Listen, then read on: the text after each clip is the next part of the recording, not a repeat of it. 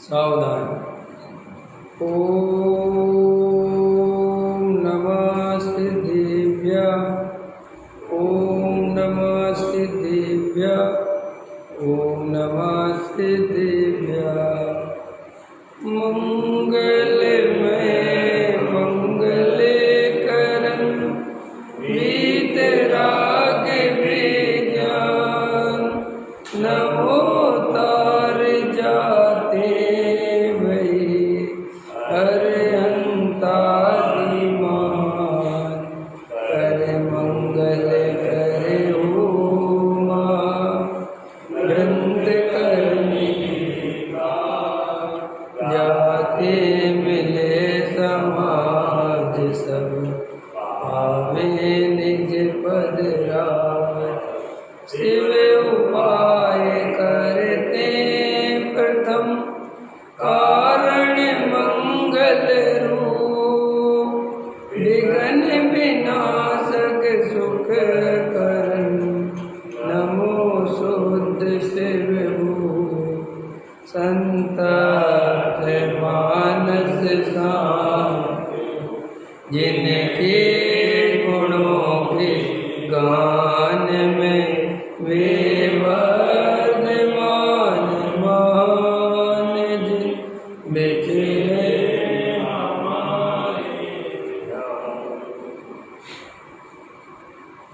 मोक्ष मार्ग प्रकाशक नौवा अधिकार पुरुषार्थ से ही मोक्ष की प्राप्ति। देखो प्रश्न क्रमांक 310।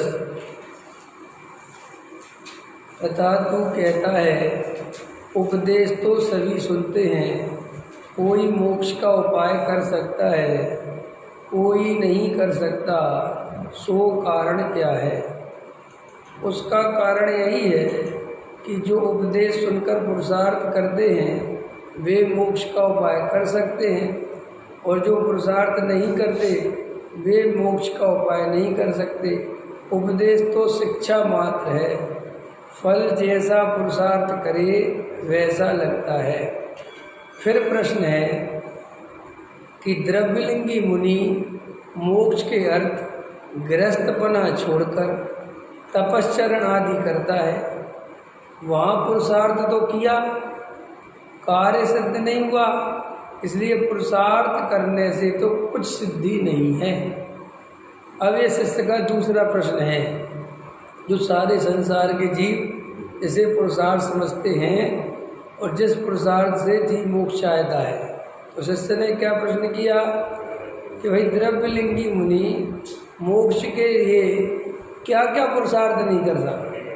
घर गृहस्थी छोड़ता है, वन जंगल में रहता है, नग्न दिगंबर होता है, तपश्चरण आदि करता है, उपवास करता है, मुनिचर्या का पालन करता है, एक आत्म भावना से ही नग्न दिगंबर साधु रहता है, कोई स्वर्ग आदि की चाह नहीं, विषय भोगों की वांछा नहीं, और क्या कर सकते हैं पुरुषार्थ के नाम हैं? इसीलिए पुरुषार्थ करने से तो कुछ सिद्धि नहीं हुई। समाधान, अन्यथा पुरुषार्थ से फल चाहे तो कैसे सिद्धि हो? अब देखो इसे अन्यथा पुरुषार्थ कह दिया टोडरमल जी। वो कह रहे कि ये पुरुषार्थ तो है नहीं मोक्ष मार्ग। तपश्चरण आदि व्यवहार साधन में अनुरागी होकर प्रवृत्ति, उसका फल शास्त्र में तो शुभ बंध कहा है, और यह इससे मोक्ष चाहता है तो कैसे होगा? यह तो भ्रम है। ठीक है, बिल्कुल सरल है, तो समझाने का तो ज़्यादा उसमें है नहीं, है ना। तपश्चर्य आदि व्यवहार साधन में अनुरागी होकर क्यों डाला? ये अनुरागी माने क्या?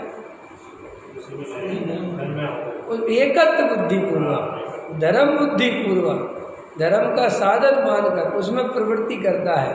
समझ में आया? तो टोनामल जी कह रहे हैं कि तो जगत प्रसिद्ध है कि व्यवहार का फल, क्रिया कांड का फल तो शुभ भाव है, शुभ बंध है, तो शुभ बंध होता है, उससे स्वर्ग आदि चले जाओगे, और यह उससे मोक्ष चाहता है, कैसे होगा? यह तो भ्रम है। ठीक है कि नहीं? अब अपन अपना अपना भी लगा लें। अपन लोग भी इतना जीवन जो चला गया है, इसमें अपन ने धर्म के पुरुषार्थ के नाम पर क्या किया है? नहीं, अपन तो भी द्रव्यलिंगी मुनि के बराबर भी पुरुषार्थ नहीं किया। अपन ने तो जरा सुबह एक आधा घंटा पूजा, 1 घंटा प्रवचन और शाम को ज़्यादा शाम को प्रवचन सुन लिया। इतना ही है अपना से, इतना ही है ना। अब ये सोचो कि द्रव्यलिंगी मुनि जो रात और दिन सिर्फ और सिर्फ धर्म ध्यान में लगा है, उसके भी मोक्ष मार्ग की सिद्धि नहीं हुई। क्यों? क्योंकि आत्मा का अनुभव नहीं किया, भेद ज्ञान नहीं किया, वस्तु स्वरूप सच्चा श्रद्धा नहीं किया, शुभ भाव में धर्म माना, शुभ क्रिया में धर्म माना। तो जब द्रव्यलिंगी मुनि के उतने बड़े व्यवहार से कुछ नहीं हुआ, तो हमारा ये छोटा मोटा देव साधु की भक्ति कर ली, पूजा कर ली, है ना, शास्त्र छपवा दिए, प्रवचन सुनने चले गए, 2-4 खाने पीने के नियम ले लिए, थोड़ा मंदिर में दान दे दिया, है ना, एक संस्था बना ली, थोड़ा तत्व का प्रचार प्रसार कर दिया, तो ऐसा समझता है अंदर ही अंदर कि मैं तो मोक्ष मार्गी हो गया।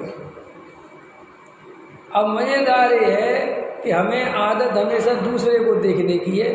हम यहाँ द्रव्यलिंगी को देखते हैं, जबकि यहाँ द्रव्यलिंगी को देखना है कि अपने को देखना है।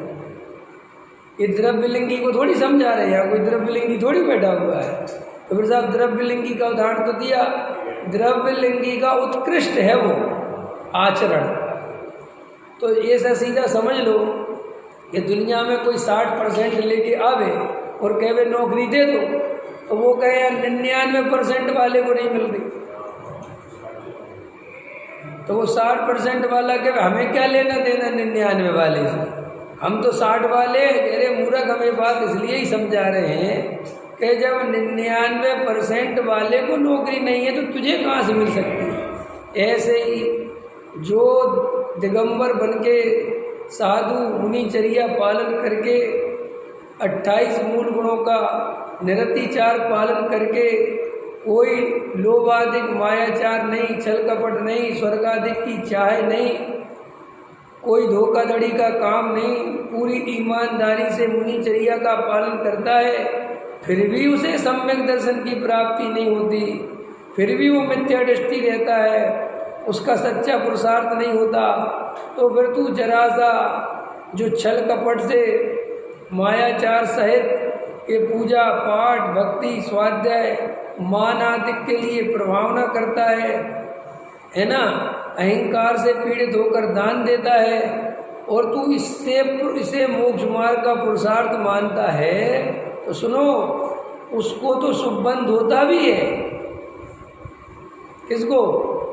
वो द्रव्यलिंगी में। हमें तो वो शुभबंध भी नहीं हो रहा है। माने ये ऐसी कहानी है कि हम और आप सोच रहे हैं कि अपन इतना धर्म का काम कर रहे हैं तो कम से कम स्वर्ग में तो चले जाएंगे, तो वे कह रहे हैं कि हो सकता है नरक ना चले जाओ। क्यों नरक क्यों चले जाएंगे साहब?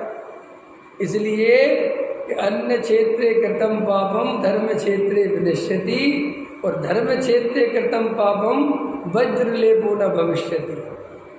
धर्म क्षेत्र में किया गया पाप, तो साहब धर्म क्षेत्र में कौन सा पाप है? मान आदि के लिए धर्म के कार्य करना महापाप है, मायाचारी से धर्म का काम करना महापाप है, और मंदिर के नाम पर सामाजिक राजनीति करना, इस प्रयोजन से देव शास्त्र गुरु में लगे रहना कि अपन की इज्जत बढ़ जाएगी, समाज में प्रतिष्ठा बढ़ जाएगी, तो अपने परिवार का जो है सब बढ़िया हो जाएगा, बाल बच्चे सही ठिकाने लग जाएंगे, अच्छे बड़े घर में शादी हो जाएगी। हमने कई को देखा है शादी के चक्कर में धर्मात्मा बन गए और घूमने लगे इधर उधर, तो कितना भी प्राय खोटा है, तो उसे पुण्य लगेगा कि पाप? पाप लगेगा कि पुण्य? पाप। तो पाप लगेगा तो पुण्य कहाँ से लगेगा? तो अभी तो मोक्ष मार्ग का पुरुषार्थ तो बहुत दूर छोड़ो, हो सकता है पुण्य भी न लग रहा। अब मोक्ष मार्ग की तो अलग बात है। इसलिए कोई भी जीव दया दान गृहस्थी संयम आदि से अनुरागी होकर एकत्व बुद्धि, उसमें धर्म बुद्धि अच्छा मानकर अगर स्वभाव में प्रवृत्ति करता है और उससे मोक्ष मार्ग मानता है तो वो नियम से मिथ्या दृष्टि है और उसे मोक्ष मार्ग नहीं मिलेगा। चाहे वो तपश्चरण के नाम पर शरीर को बिल्कुल लकड़ी की तरह सुखा दे, चाहे वो रोज उपवास करे, दिन पे दिन शरीर सूखता जाए, बाहर का सारा कुछ छोड़ दे। देखो ये वज्रसेन जी, ऐसी बात है समझने जैसी है ये, इसको ऐसा समझना ये बहुत महत्वपूर्ण बात है। देखो मेरे देखते ही देखते हमने द्रव्यलिंगी मुनि देखे कि नहीं देखे, लेकिन मैंने ऐसे बहुत लोग देखे हैं जो धर्म के अनुरागी होकर बड़ी बड़ी सर्विस छोड़ दी। समझ में आया कि नहीं आया?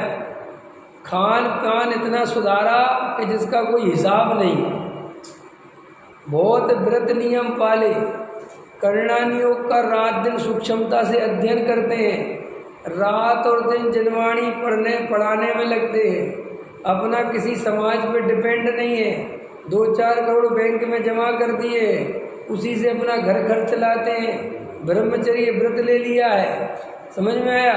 और रात और दिन सुबह से शाम तक स्वाध्याय में लगे रहते हैं, तो भी जब उनके प्रवचन वगैरह सुनो तो वो शुद्धात्मा का बल नहीं आता, वो उसी क्रिया का बल आता है, वो उसी स्वभाव का बल आता है, वो ही समाज सुधारने की चिंता दिखाई देती है। समझ में आया?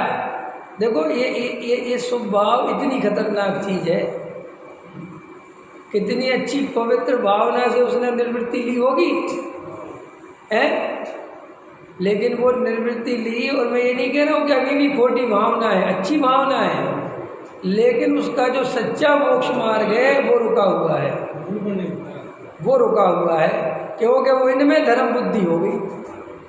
और अभी अपन को लगता है कि हमारी धर्म बुद्धि नहीं हुई। अरे अपन के पास जितनी क्रियाएं अपन की इसी में धर्म बुद्धि है, अब अपने पास जाना है ही नहीं। अपन जरा सी पूजा पाठ प्रक्षाल करते हैं, इसी में धर्म बुद्धि हो जाती है। कह रहे साहब काय के में स्वाध्याय करते हैं, पूजा तक तो करते नहीं। देखो इतनी हो गई ना, इतनी आपके पास इतना ऐसी क्रिया आई तो आप इतने में धर्म बुद्धि हो गई कि नहीं? बोलो। अभी कोई आलू प्याज खाने वाला मिल जाए तो बोलो तुरंत तुम्हें क्या भाव आता है?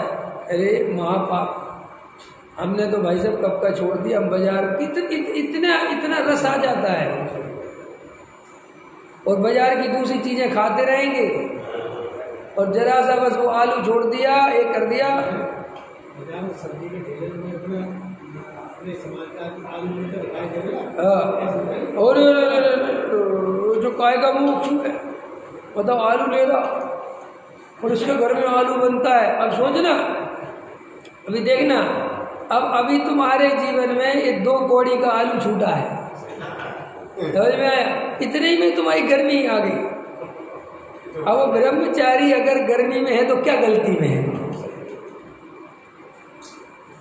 तुम जरा से 2-4 क्रिया में इतने आफत ढा रहे हो, और उसने घर परिवार छोड़ दिया है, निर्वृत्ति ले रखी है, सब त्याग कर दे, तो उसको गर्मी आ जाए तो कौन सी बड़ी बात है?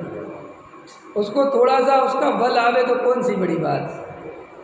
अपन दूसरों की निंदा करने में तो बहुत आगे रहते हैं, लेकिन अंदर में देखो कि हमारा तो जरा ही सा त्याग होता है तो हम दूसरे के साथ छुआछूत का व्यवहार करते हैं।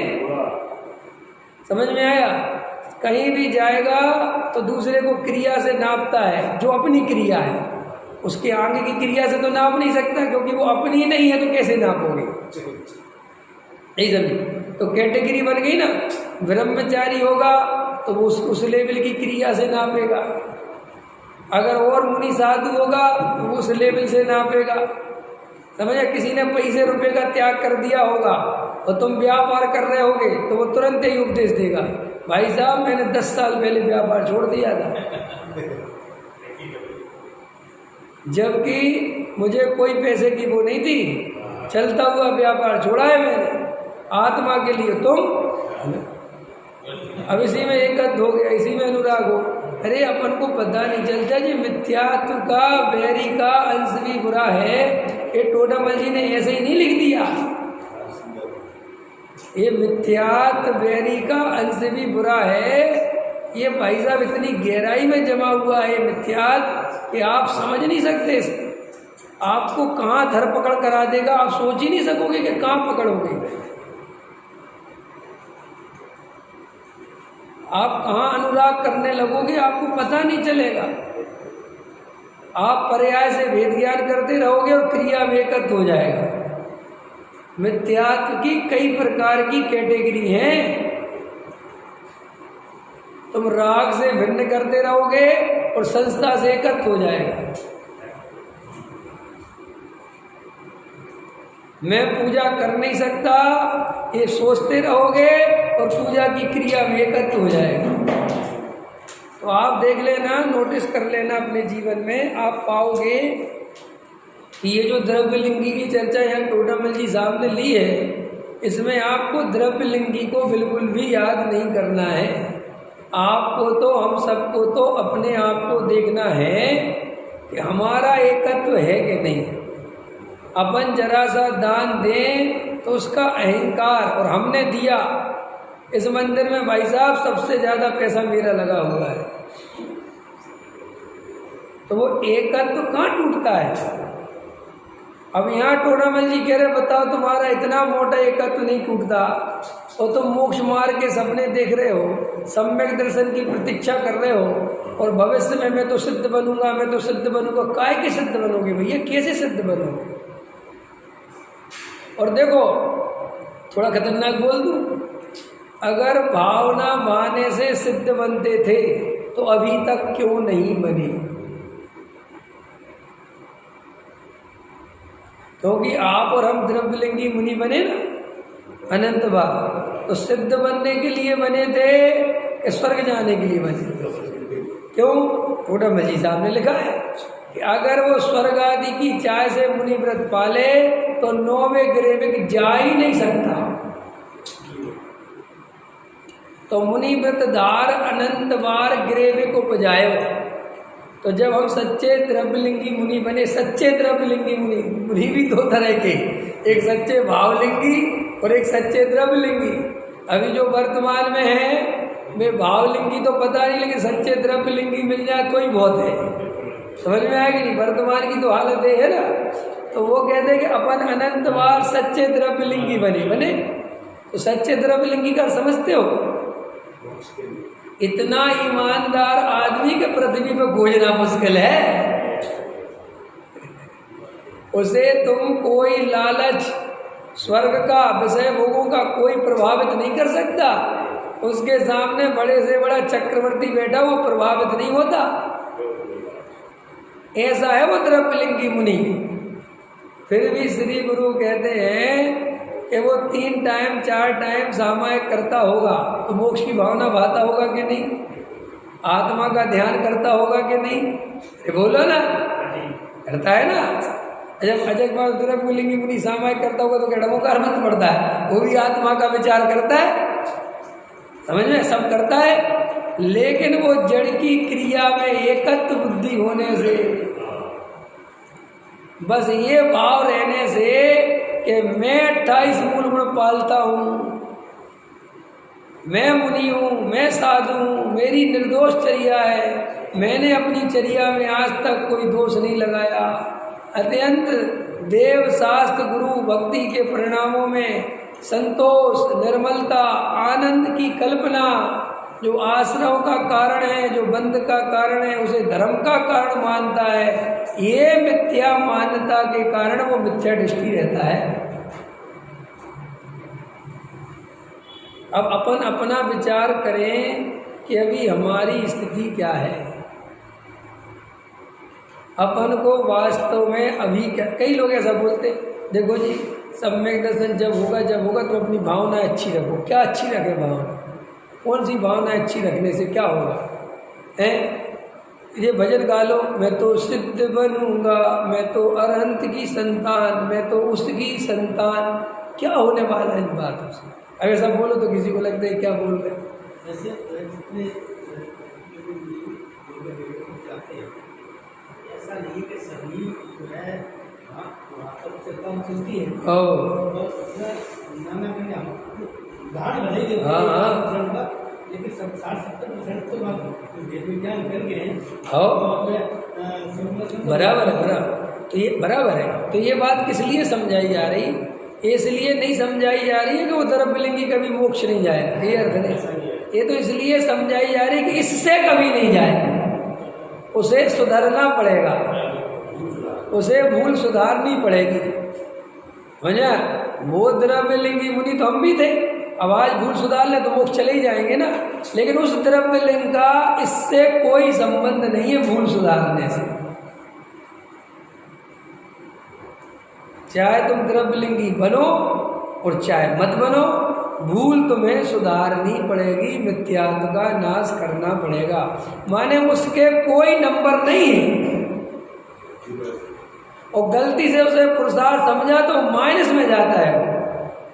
जैसे पूज्य गुरुदेव श्री लेते थे कि देखो भाई, 3 गति है, जो 4 गति में से 3 गतियां हैं, उनमें तो ये दया दान वृत्ति संयम है ही नहीं, खाली ये मनुष्य गति में दया दान वृत्ति संयम है। तो वो लेते थे कि जो जीव सम्यक दर्शन के बिना, 2 कसाय चौकड़ी के अभाव के बिना, 3 कसाय चौकड़ी के अभाव के बिना ये वृत्ति संयम आदि माने करे और इनमें धर्म बुद्धि रखे, तो गुरुदेव श्री से गृहीत मिथ्याचार कहते थे। क्या कहते थे? हाँ, कि ये इस पर्याय में आके नया सीखा इसने। अब कितना खतरनाक है भाई साहब, हवा टाइट हो जाए। तुम तो ये कहते हो कि दया दान वृत्ति संयम कसाय की मंदता मोक्ष मार्ग में साधन है, वे कह रहे गृहीत मिथ्या। खतरनाक है कि नहीं? हम तो ये सोच रहे हैं कि साहब अगर कसाय मंद हो और दया दान पूजा भक्ति शास्त्र स्वाध्याय इसमें ज़्यादा लगे तो बढ़िया बात है ना। वे कह रहे भाई साहब अगर इसमें धर्म बुद्धि हुई तो ये बढ़िया से भी खतरनाक हो गया ये। हाँ, और ऐसा होता है। देखो वर्तमान में आप अपने आसपास देखो, जिन जीवों की कसाय बहुत मंद है, खतरनाक है थोड़ा सा है, बहुत दया दान वृत्ति संयम के परिणाम कुछ ज़्यादा ही रहते हैं, पर की चिंता उन्हें कुछ ज़्यादा ही सताती है, जीवों की रक्षा के परिणाम कुछ ज़्यादा ही रहते हैं। मैंने ऐसा अनुभव किया है, वे जीव सम्यक दर्शन से रहित रह जाते हैं, उन्हें आत्मानुभव नहीं हो पाता, क्योंकि उसमें इतना रस आ जाता है वो पर की दया पालने में, वो वृत्ति संयम करने में, कि मैं इनका कर्ता भोक्ता नहीं हूँ, ये मेरे कार्य नहीं है, ये जड़ की क्रिया मैं नहीं कर सकता, ये कसाय की मंदता कोई धर्म नहीं है, ये भाव पर बन ही नहीं पाता। अधिकतर कह रहा हूँ, सब सर्वथा नहीं लेना, किसी अपेक्षा कर। मैंने ऐसा बहुत देखा जाता है कि मंद कसाई जीव ज़्यादा लुट जाता है तीव्र कसाई से।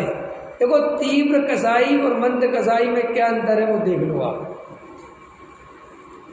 तीव्र कसाई पुरुषार्थी होता है, सच बता रहा हूं मैं आपको। और जो ये मंद कसाय वाला जीव है ना, इसकी हर जगह मंद कसाई पुरुषार्थी कम होता है।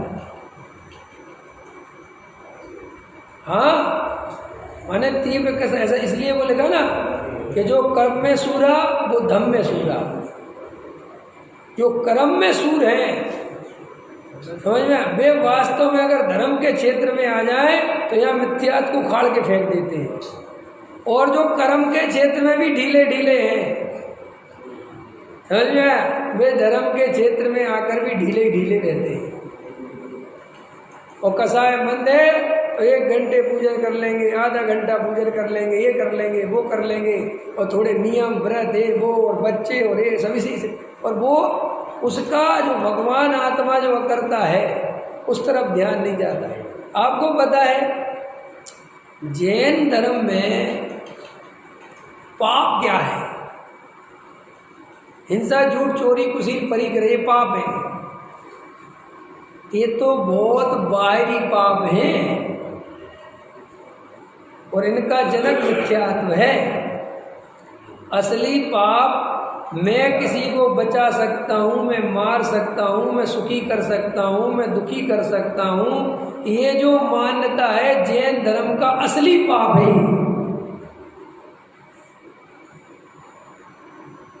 हमें अपनी सारी ताकत इस पाप को छोड़ने में लगानी चाहिए, लेकिन अपन क्या करते हैं, इस पाप की तरफ तो ध्यान देते नहीं और वो बाहरी पापों को पाप मान के उनको छोड़ने में लग जाते। सुनो सुनो सुनो, छोड़ने में लग जाते, उससे भला नहीं होता। उससे ये मान्यता कि मैं भला बुरा कर सकता हूँ, ये और पुष्ट हो जाती है। इसलिए गुरुदेव श्री ने इसे गृहीत मिथ्यात्व कहा। गृहीत मिथ्या समझते हो? गृहीत सुनो, गृहीत मिथ्यात्व माने जो अगृहीत मिथ्यात्व को पुष्ट करता है। क्या कहा रमेश जी? गृहीत मिथ्यात्व माने जो अगृहीत को बल देता है, मजबूती देता है। तो जैसे तुमने दया, दान, पूजा, भक्ति में धर्म मान लिया, तो इससे तुम्हारा ये तो गृहीत मिथ्यात्व है ही, लेकिन वो अगृहीत जो कर्ता कर्म वाला चल रहा था कि मैं दूसरों को बचाता हूँ, मैं जीवों की रक्षा करता हूँ, मैं समति का पालन करता हूँ, मैं शुद्ध भोजन करता हूँ, मैं दान देता हूँ, मैं मंदिर बनवाता हूँ, मैं पूजा करता हूँ, मैं भक्ति करता हूँ, मैं शास्त्र पढ़ता हूँ, मैं लोगों को बहुत अच्छा पढ़ाता हूँ, मैं अच्छा पंडित हूँ, मैं सेठ हूँ, जो भी है, मेरी कितनी अच्छी कसाय मंद है, मेरे को बिल्कुल तीव्र कसाय। तो वो श्री गुरु कहते हैं कि इस तेरे ये जो बाहरी आचरण तूने प्रकट हुआ है तेरा कसाई की मंदता से, अगर तेरी सही वस्तु स्वरूप का निर्णय नहीं है तो ये गृहीत मिथ्याचारित्व तेरे अगृहीत को पुष्ट करेगा और ये मिथ्याचारित्व जीव को अंदर के चारित्व को रोक देता है।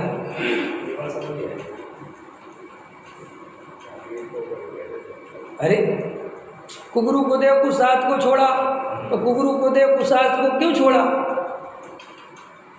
वो गृहीत मिथ्यात्व है ना। तो भाई कोई कुगुरु कुदेव कुशास्त्र को माने तो उसका अगृहीत मिथ्यात्व से क्या लेना देना? कह रहे भाई जो कुगुरु कुदेव कुशास्त्र रागी देसी देवताओं की पूजा भक्ति करेगा, उनको कर्ता धर्ता मानेगा, तो भैया वो अंदर का अगृहीत मिथ्यात्व तो 3 काल में नहीं छोड़ पाएगा। नहीं समझ में? अरे अगृहीत मिथ्यात्व छोड़ने के लिए तो मैं इस पर्याय का भी कर्ता धर्ता नहीं हूँ, मैं इन परिणामों का भी कर्ता धर्ता नहीं हूँ, यहाँ तक पहुँचना है। तो वो तो अभी बाहर में ही अटका पड़ा हुआ है। वो तो कह रहा कि भगवान कर्ता धर्ता है, वो कह रहा भगवान को नारियल चढ़ाऊंगा तो काम बन जाएगा। तो ऐसी मान्यता वाला अगृहीत मिथ्यात्व का नाश कैसे करेगा? आगे समझ में? अब ऐसे ही समझो, जिसने दया, दान, व्रत, शील, संयम को ही चारित्र्य मान लिया और उस चारित्र्य को धर्म मान लिया, तो वो असली चारित्र्य तक अब जाने की कोशिश ही नहीं करेगा। तो वो सहायक हो गया क्या बाधक हो गया? देखो आपको एक बात मैं सिद्ध करके बताता हूँ। कल मैंने आप लोगों से कहा था, थोड़ी खतरनाक बात कही थी ना, कि तुम ये नियम ले लो कि जब तक मुझे भगवान के सच्चे तत्व की श्रद्धा नहीं हो जाएगी, मैं भगवान की पूजा नहीं करूँगा।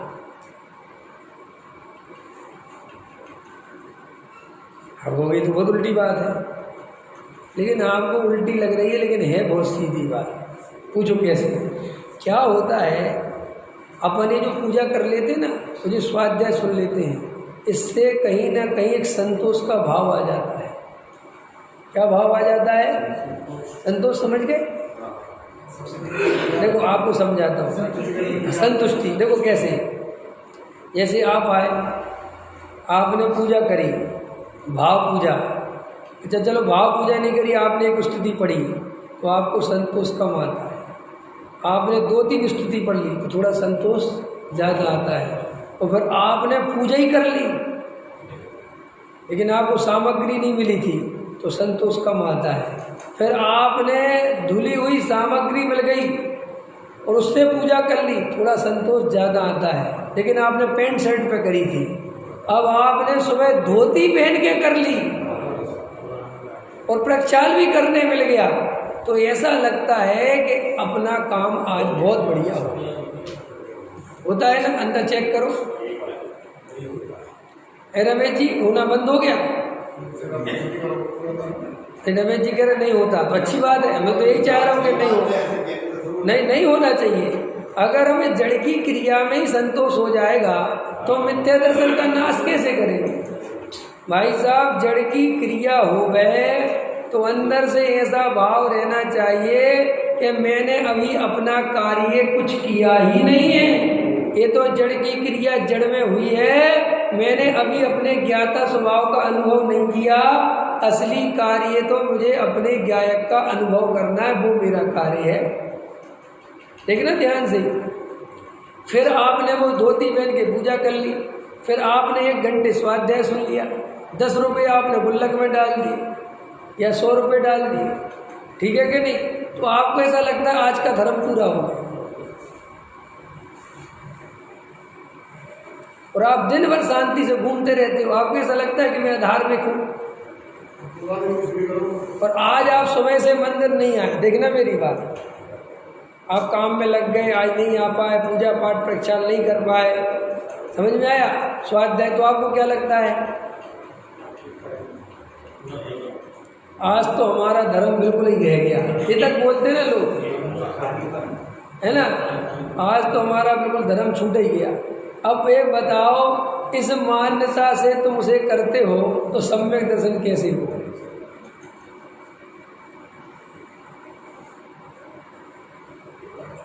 कल मेरे पास एक पंडित जी का फोन आया, टीकमगढ़ वाले पंडित जी, हाँ बात हुई ना, तो कल फोन आया तो बोले देखो साहब, मैंने डॉक्टर साहब को बहुत सुना, समझ में आया, सन 71 से 72 से सुन रहा हूँ, और इतनी पूजा पढ़े, इतना उनका कोई जो भी साहित्य लिखा मैं सब पी गया। और मैंने गुरुदेव श्री को इतना सुना, और मैंने रविंद्र पंडित बड़े पंडित साहब की तो इतनी संगति करी कि सन 81 से 20 साल तो वो मेरे घर रुकते थे, और महीनों, समझ में, इतनी उनकी सेवा करी। अच्छी बात है। बोले लेकिन जो आपको सुना और आप जो बम फोड़ते हो, इतने बम किसी ने नहीं फोड़े। कल ही बोल रहे थे वो, तो बोले आप तो उनसे भी ज़्यादा खतरनाक। अरे तो मैंने कहा अरे ऐसी कुछ बात नहीं है, वो तो मेरे सब गुरु हैं। बोले नहीं, आप उनसे आगे बोलते हो और एकदम बोल देते हो। तो मैंने कहा इसलिए कि मैंने देखा उनके बोलने से तुम्हारी नींद नहीं खुलती, समझ में आया? तुम उनको 20 साल सुन लिए और नींद नहीं खुली, नहीं समझ? नींद तो तभी खुल जानी चाहिए थी ना। देखो एक बात बोल देता हूँ, जिन लोगों ने पूज्य गुरुदेव श्री को सुना है, डॉक्टर भारली जी को सुना है, और अब मुझे सुन रहे हैं, और अगर उनको मुझे सुन के बहुत अटपटा लग रहा है, या उनको ऐसा लगता है कि मेरी पैरों से ज़मीन खिसकती है, तो मैं आपको एक चैलेंज कर रहा हूँ कि आपने गुरुदेव और भारली जी को बिल्कुल भी नहीं सुना है। जिनने सच्चे अर्थों में वास्तव में पूज्य गुरुदेव श्री को और डॉक्टर भारली जी को सुना है, और अगर वे मुझे सुनेंगे तो वे गारंटी से वहाँ से शुभ आशीष देंगे, शुभकामनाएँ देंगे कि भारली जी का सच्चा शिष्य ये है, गुरुदेव का सच्चा अनुयायी ये है।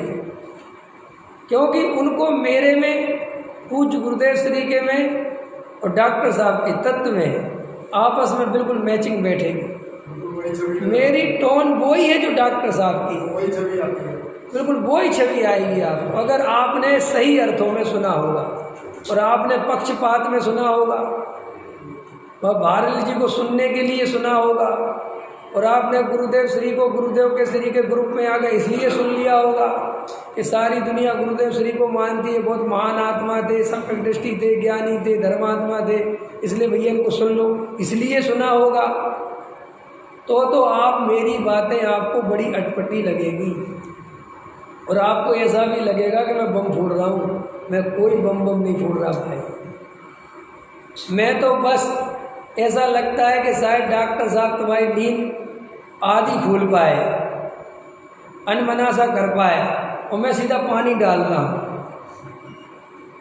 समझ में आया? मैं ऐसे ऐसे हिला रहे थे कि उठ जा, और मैं सीधा बाल्टी भर के पानी डाल रहा हूँ, उठ जा। इतनी सी बात है। उठा तो मैं ही रहा हूँ, उठ जा। मैं भी बिल्कुल उठाने का काम कर रहा हूँ, लेकिन मुझे पता है तुम शास्त्रों से उठने वाले अब नहीं हो। शास्त्र तो अब तुम्हें सुनाते हैं, क्योंकि जो 20 साल शास्त्र पढ़ ले और सम्यक दर्शन नहीं हो तो 21वें साल में शास्त्र सुनाने लगते हैं।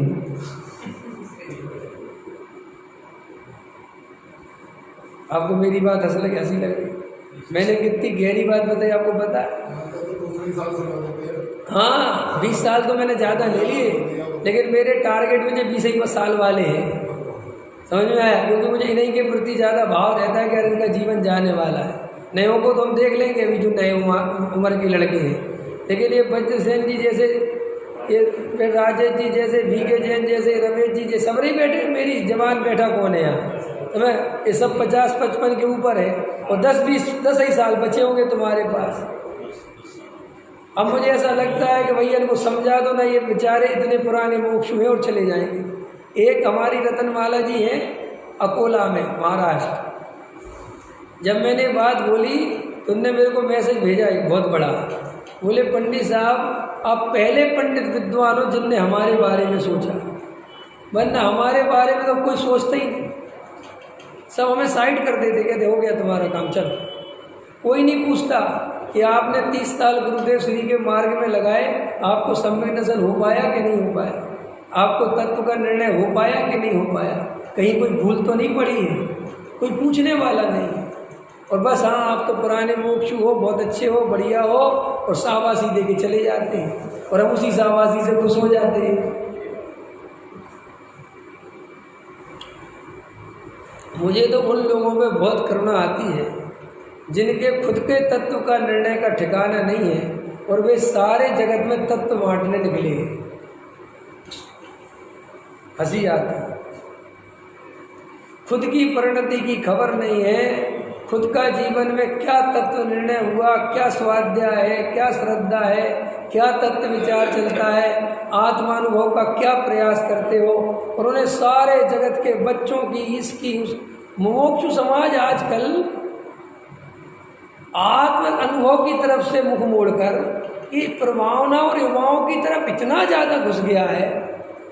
बच्चों में संस्कार देना, ये से फिर वो से फिर ये से फिर वो से फिर ये से फिर वो से फिर, और उसमें वो नई पीढ़ी इन्वॉल्व रहे, कोई बुराई नहीं है, पुरानी पीढ़ी उसी में लगी हुई है। तो फिर ये आत्मानुभव कौन करेगा भाई? ये तत्व निर्णय कौन करेगा? सब इसी काम में लग जाओगे तो एक टीम तो बनानी पड़ेगी ना आपको। देखो कैसे जी, अन्यथा नहीं लेना। दिल्ली में जब आया था, मैं अकेला था जब मैं यहाँ, तो आप लोगों के 10 काम कर देता था कि नहीं कर देता? आप लोगों को कहते थे विधान हम कर देंगे, बैठ जाएंगे, ठीक है कि नहीं? कोई किसी के घर का गृह प्रवेश चलो करवा देंगे। तुम्हारे यहाँ कोई मरता था तो उसकी शोक सभा में बोलने चला जाता। कितनी शोक सभा में बोलने गया करता था ना ये सब। फिर ये विवेक आ गया और ये बढ़िया गाता था। मैंने कहा आज से विधान बंद, अब नहीं आऊँगा मैं। समझ में आया? और आ गए फिर विद्वान, ये ऋषभ वगैरह आ गए, अमन आ गए, तो मैंने पाठशाला पूरी तरह छोड़ दी। मैंने कहा सब पढ़ाओ तुम। ये सब आप तो छोड़, अरे भाई हमें वहाँ आगे जाना है, हम यहीं थोड़ी खड़े रहेंगे। मुझे कोई कहता है पाठशाला पढ़ाओगे, मैं कहता हूँ जब कोई नहीं हो, बिल्कुल विपत्ति आ जाए तब बुला लेना, तब तुम्हारा इतना काम कर सकता हूँ। लेकिन मैं रुचि पूर्वक ये काम अब नहीं करूँगा। अब मेरी रुचि केवल आत्मानुभव के कार्य में है और मेरी उम्र हो रही है, मैं इससे ज़्यादा समय नहीं लगा सकता तुम्हारे बच्चों के काम में। और अगर मुझे इतनी समझ नहीं हो और मैं अभी भी इसी कामों में लगा रहा हूँ, क्यों? तुम 20 साल पहले भी भोजन की व्यवस्था संभालते थे और 20 साल बाद भी संभालते, अकल ही नहीं आई।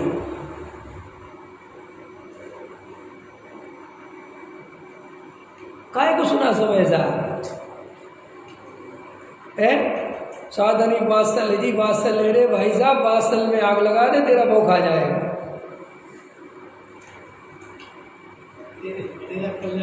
तेरा कल्याण रुक जाएगा भाई साहब। साधनी बादशाह रे, कहा बादशाह है? तुझे इंटरेस्ट है ये खाना परसने में, आत्म ध्यान में तेरा इंटरेस्ट नहीं है।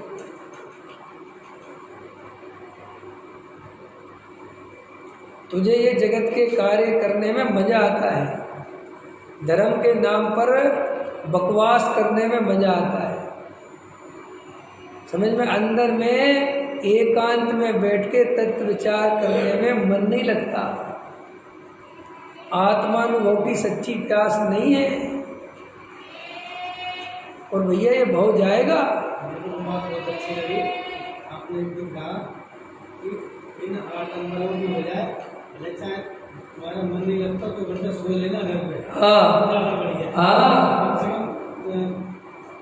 अरे तुम मुफ्त के व्यर्थ के राग देश कसाय से बचोगे, कचड़ा डालने से बचोगे, उठोगे 2 घंटे फ्रेश रहोगे, बढ़िया ध्यान में मन लगेगा, थकान उतरेगी शरीर की। ये दौड़ लगाने से कई लोगों को नींद नहीं आती, देखी तुमने, कई लोग आराम नहीं कर सकते। वो कहते जी हमें आराम बिल्कुल पसंद नहीं। इसका मतलब तू भयंकर कसाई है, बहुत कर्तव्य है तेरे अंदर। जो आदमी शांति से रोटी ना खा सके, सुन लो ध्यान से, और जो शांति से सो ना सके, उसके जीवन में अत्यंत दिक्कत दुख भरी जिंदगी है।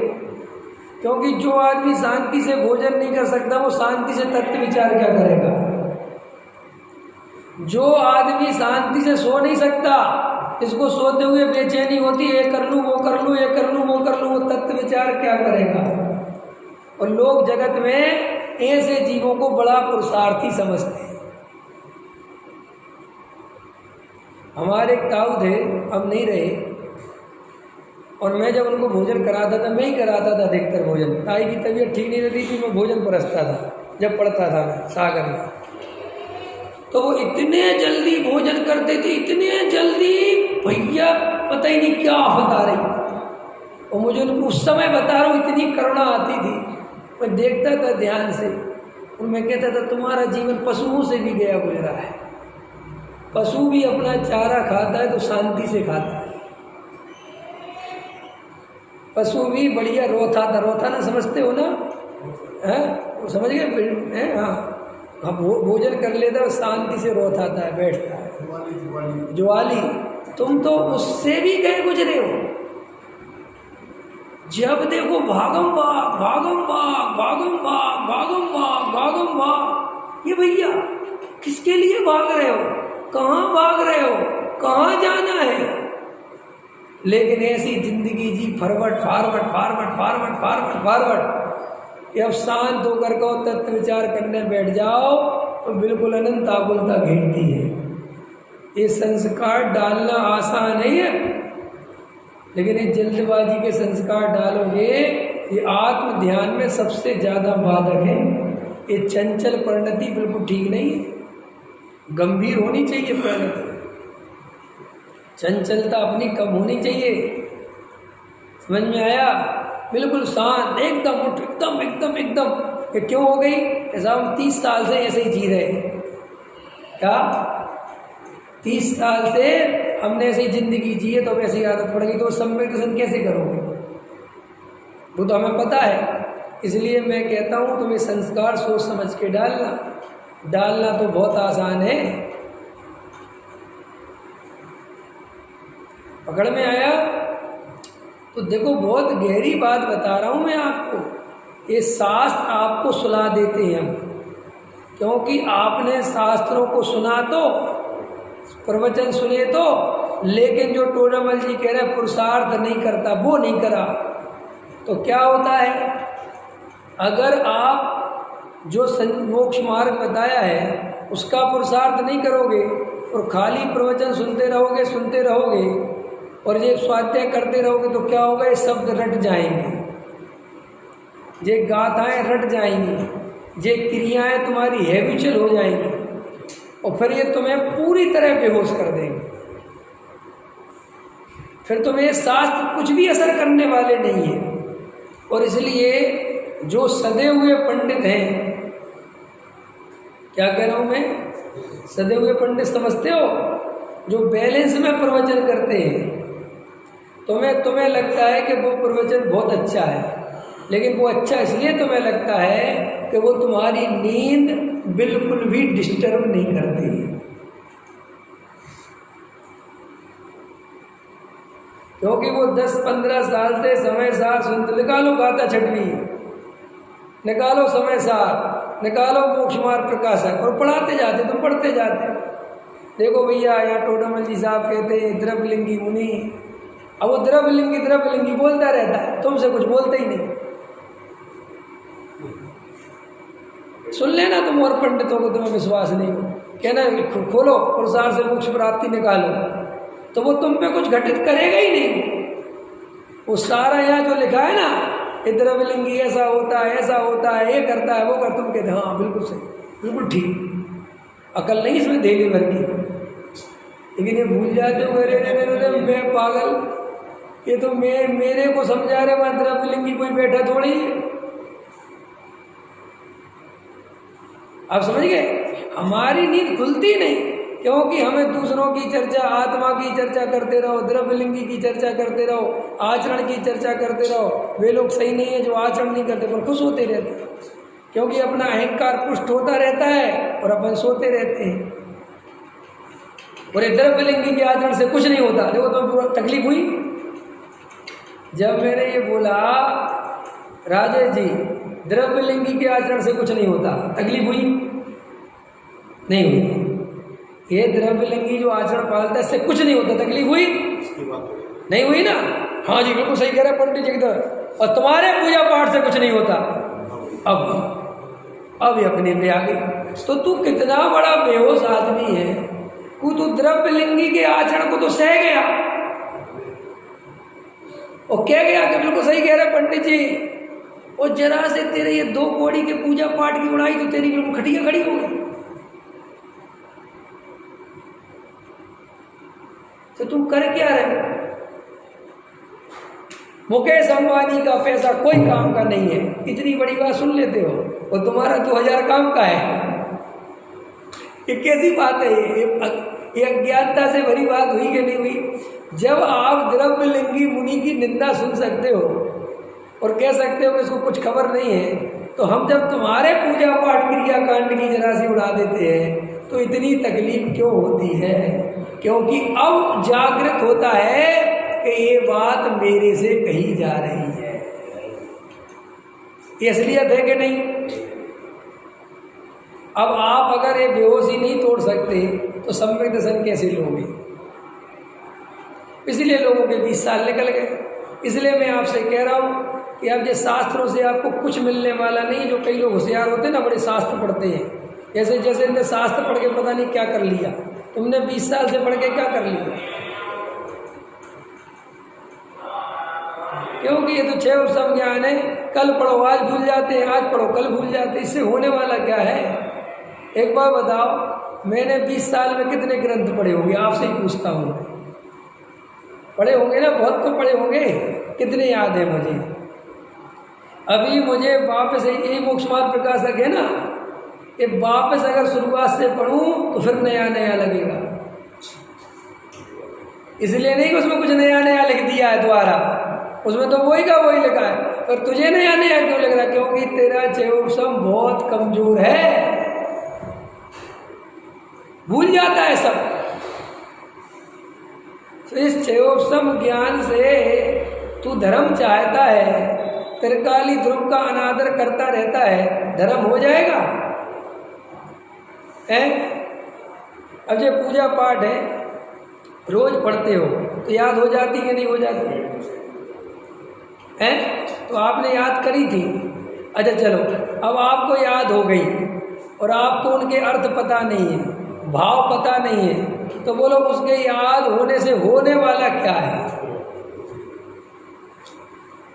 लेकिन कई लोगों को जब स्तुति पूजा पाठ वगैरह याद होते हैं तो वो एकदम फॉरवर्ड बोलते रहते हैं, और कोई गलती से उन्हें जनवाणी देने की कोशिश करे अब यार ऐसे अहंकार से बोलते एकदम दम भर के। अब यार तुम ले लो, तुम देखो ये क्षोभसम ज्ञान से बड़ा मानने लगा। और अभी वो तूने कहा था कि 11 अंग और 9 पूर्व के ज्ञान से कुछ नहीं होता, ये लाइन भी पचा ली तूने। जब हो गया भैया, कैसी पढ़ाई चल रही है, सारे मोक्षों की यही स्थिति बनी रहती है, सारे में कुछ बचा लेना, क्योंकि जो बचे हुए उनके लिए तो मैं बोल ही नहीं रहा। डॉक्टर किसका इलाज करता है? बीमारों का के निरोगियों का? रोगियों का करता है ना, निरोगियों का तो नहीं करता। तो मैं रोगियों के लिए बोल रहा हूँ, जो निरोगी हो वो अपने ऊपर मत लेना। ना कोई कहे कि जो तो मोक्षों पे आरोप लगाते रहते हैं, मैं उन मोक्षों के लिए बोल रहा हूँ जो मिथ्या दृष्टि है। जो मोक्ष सम्यक दृष्टि हो गए हो उनके लिए प्रणाम, उनके लिए बहुत बहुत साधुवाद, धन्यवाद, प्रणाम, प्रेम, शुभकामना, और क्या कह सकता हूँ। समझ कि भैया अच्छी बात है, बहुत बढ़िया काम किया आपने, लेकिन अगर अपना नहीं हुआ है काम तो आपको सोचना पड़ेगा। दम्भ भरने से कुछ नहीं होगा, मुझसे ये कहने से काम नहीं चलेगा कि तुम समझते क्या हो अपने आप को। मैं कुछ नहीं समझता भैया, लेकिन तुम अपने आप को सही नहीं समझे तो निगोद की यात्रा चालू हो जाएगी, इसकी चिंता है। हम क्या समझेंगे अपने आप? हम होते कौन है किसी के? कोई स्वामी थोड़ी हैं। लेकिन ये आत्मानुभूति के बिना ये जीवन गया तो इतना बढ़िया निमित्त मिले हुए हैं, इतना बढ़िया जीवन मिला हुआ है। अगर हमने सम्यक दर्शन की प्राप्ति नहीं करी, सच्ची आत्मानुभूति नहीं करी, तो हमसे ज़्यादा अभागा संसार में खोजना मुश्किल है। क्लियर हो गई इतनी बात?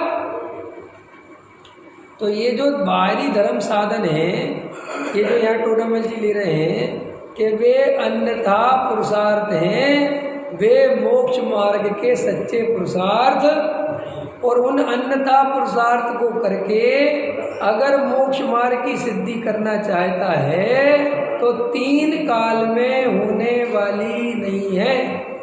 ऐसे ही हम अगर ये थोड़ी बहुत पूजा पाठ भक्ति और स्वाध्याय करके सम्यक दर्शन प्राप्त करना चाहते हैं तो 3 काल में होने वाला नहीं है। तो आपको प्रश्न करना चाहिए कि फिर सम्यक दर्शन कैसे होगा?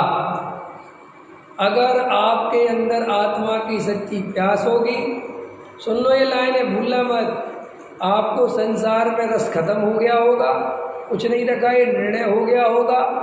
आपको 24 घंटे भेद ज्ञान की धारा अंदर बहने लगेगी। आप 2-3 टाइम एकांत में बैठ के बिना किसी दिखावट के, बिना किसी बनावट के, बिना किसी सजावट के, बिल्कुल शांत होकर किसी को बताए बिना अपना आत्मा का अनुभव करने का, तत्व विचार करने का प्रयास करोगे। जब ये निरंतर आप और हम करेंगे तो फिर एक ऐसी स्थिति बन सकती है कि हमें सम्यक दर्शन प्राप्त हो सकता है। अगर हम जैसा जीवन 20 साल से जीते आ रहे हैं और ये जो बचे हुए हमारे पास 20 साल हैं, तो जैसे 20 साल ये चले गए यही प्रवचन सुनते सुनते, ये आगे के 20 साल चले जाएंगे। देखो भाई, सांत्वना कोई काम की चीज़ नहीं है, पता है आपको? सांत्वना समझते हो इंजीनियर साहब? अपन जो सांत्वना पुरस्कार बांटते ना, इस सांत्वना पुरस्कार पता क्या होता है? सांत्वना पुरस्कार मतलब तुम हार गए हो, तुम कुछ कर नहीं पाए जो तुम्हें मौका मिला था, तो तुम्हें एक टिफिन पकड़ा दिया जाता है कि ला जा, खुश हो जा, जाकर। ये सांत्वना की असली औकात, समझे? ऐसे ही ये पंडित विद्वान तुम्हें झूठी सांत्वना देते रहते हैं कि तुम भाग्यशाली हो, तुम गुरुदेव श्री के मार्ग में आ गए, तुम्हारी होनहार भली है, समझ में आए? और जीवों की देखो क्या दशा है, उन विचारों को तो मोक्ष मार्ग की खबर ही नहीं है। तुम महाभाग्यशाली हो, 2 टाइम प्रवचन सुनते हो, आत्मा की बात सुनते हो। इस जन्म में नहीं तो अगले जन्म में, अगले जन्म में नहीं तो उसके अगले जन्म में तुम्हें गारंटी से कल्याण हो जाएगा, तुम्हें सब मिल जाएगा। 2-4 भाव में सिद्ध बन जाओगे, तुम निकट भव हो। ऐसी है तुम 2-4 10 सांत्वना की बातें सुन के तुम मन ही मन प्रसन्न हो जाते हो और तुम्हें कोई खेद खिन्न नहीं होता कि अरे रे इतने बढ़िया अवसर मिले हैं और मैं अभी आत्मानुभव का पुरुषार्थ नहीं करता और ये सांत्वना पुरस्कार पाके खुश हो जाता हूँ। मेरे से ज़्यादा मूर्ख संसार में कौन है?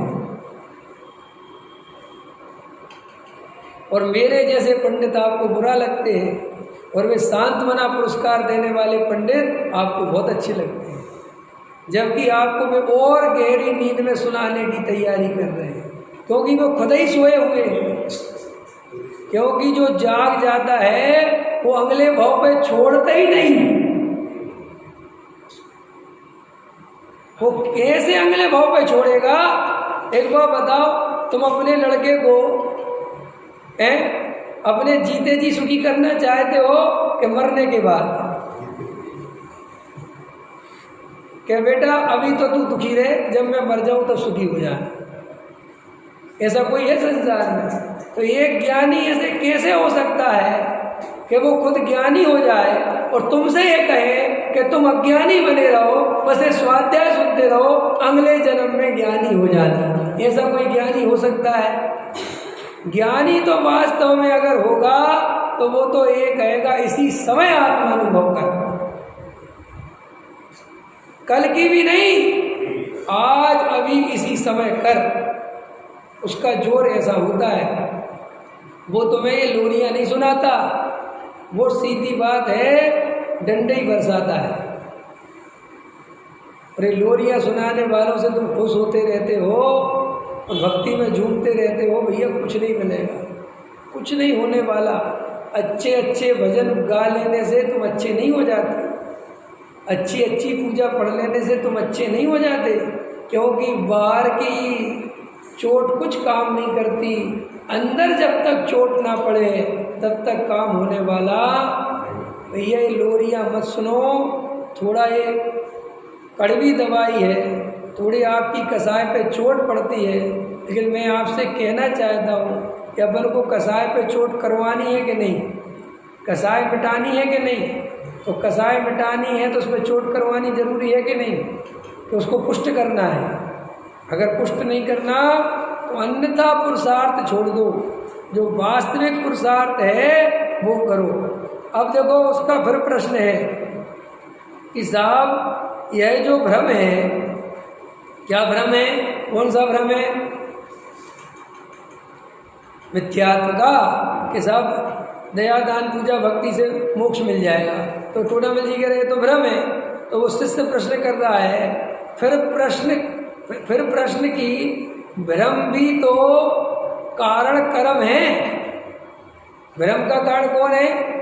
कर्म है। माने ये जो मेरी उल्टी मान्यता है इसके लिए कौन सा कर्म निमित्त है? मिथ्यात्व है ना। तो भ्रम का निमित्त कौन हुआ? कर्म। तो मैं क्या करूं? अब पुरुषार्थ क्या करें भाई? नहीं समझ में आया? भाई मुझे ऐसा कर्म चल रहा है तो मुझे आपका प्रवचन समझ में आना ही नहीं, इसमें मेरी तो कोई गलती हुई नहीं। अब मेरा मिथ्यात्व तीव्र है तो मुझे इसलिए भ्रम है, तो इसलिए मैं तो कुछ कर नहीं सकता। अब इसका जवाब कल देंगे टूडामल जी साहब। इसको पढ़ के आना, इसको सब लोग पढ़ के आना तो समझ में आता है। पूजा करके आते हो 10 मिनट पहले तो यहाँ नीचे ये जो प्रकरण चलने वाला होता है इसको पढ़ लिया करो तो बहुत अच्छे समझ में आएगा। सहजानंद